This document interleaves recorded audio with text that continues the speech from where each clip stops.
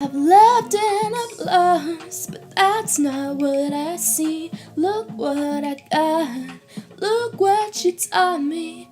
And for that I say thank you, next. Thank you, next.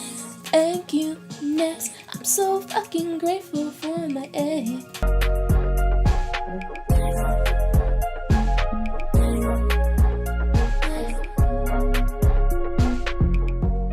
Hey guys, welcome back to my channel, and if you're new here, then welcome. My name is Maddie. Today I will be doing the Thank You Next book tag. If you live under a rock and don't know the song Thank You Next, it is a song by Ariana Grande, one of my favorite artists of all time. And this is her latest single, and there is a whole book tag about it. And once I saw this book tag, I knew I just had to do it because I love this song. So this video has questions that I'm going to answer, so let's just get into it. Question number 1 is name a book that you said thank you next to, i.e. DNF'd, did not finish. For this one, I chose I'll Give You the Sun by Jenny Nelson. This is a book that I attempted to read this year. I got around 100 pages into it before I realized this is not a book that I am enjoying. This is a contemporary book, and contemporary is my favorite genre, so I thought I would like it, but the plot of it really did not interest me, and it kind of misled me because this is a book about two siblings who talking about their life before they grew apart. So throughout this book, I thought we were going to actually see what caused them to come apart, and maybe that was revealed. It probably was revealed at the end of the book. But I felt like there was so much dragging in this book in regards to the plot. I didn't really care for the characters' individual stories since I didn't see how they apply to the main plot of these characters who used to be best friends but grew apart. And I just got really impatient with it, so I decided to DNF it. I also could not get into the writing style. It was very metaphorical, very flowery, which is a good thing, but it was too flowery to the point where it just didn't resonate well with me because it was too much. So I was not into the writing style either. One taught me love, one taught me patience, and one taught me pain. Question number 2 is name a book that taught you love, a book that taught you patience, and a book that taught you pain. So for the book that taught me love, I chose Far From the Tree by Robin Benway. This is a book that I read this year that I absolutely love. It tells the story of these 3 siblings who were adopted, so they've never met each other, but then they come in contact with each other and they get to know each other, and this love develops between them. It is the most heartwarming story. It is sad at times, but it definitely taught me love, especially the love between siblings and how strong it can actually be. Kind of taught me to love my brother a little more because the sibling love in this was so admirable and really inspiring. For the book that taught me patience, I am going with Choker by Elizabeth Woods. The reason this book taught me patience is because this is a mystery book, and the mystery in this was so good that I couldn't guess what was going to happen, so I was really impatient, wanting to know what was the big mystery of this book. It is a basic whodunit, and a few murders happen in this book revolving around the main character, and she doesn't know who is committing these murders, and she's trying to figure it out. The plot just really took me by surprise, but of course it wasn't revealed to the end of the book, so I was getting very anxious, wanting to know who did it. But I tried to stay patient, and that paid off because the ending was really satisfying. For a book that taught me pain, I am going with Red Queen by Victoria Aveyard. The plot twist in this book taught me great pain.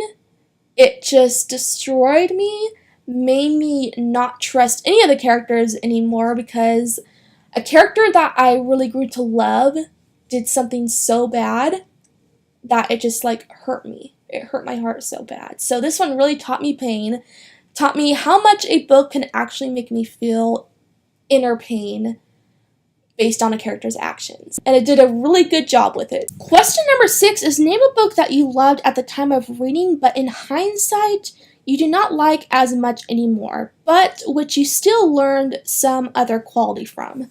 I do actually have a few books that fall into this category that I remember being obsessed with and loving, but as time went on, my love for them kind of died. One of them is Looking for Alaska by John Green. I still love this book, and it will remain one of my favorites. But since then, I've read so many other great books. I read this book in 2012, I think, which was a long time ago. So, of course, my love for it is going to die off over time. But what I do appreciate about this book is it taught me the value of friendship. I love the friendships that go on in this book.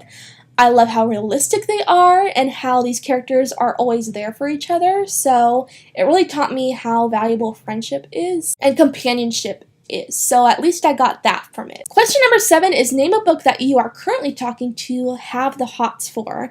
I'm going to go with the most recent book that I read that I love, since I think that's what the question is implying.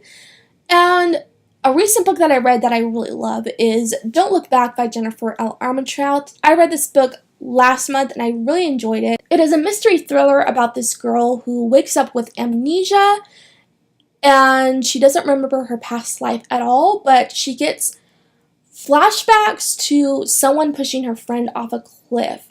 So throughout this book, she's trying to figure out who did it. Though I found this book really predictable, because I guessed who pushed her friend off the cliff pretty much halfway through the book, I still really liked it and I would highly recommend it. Question number 8 is name the book that gone last, the book of you, the book that helped you love yourself a little bit more.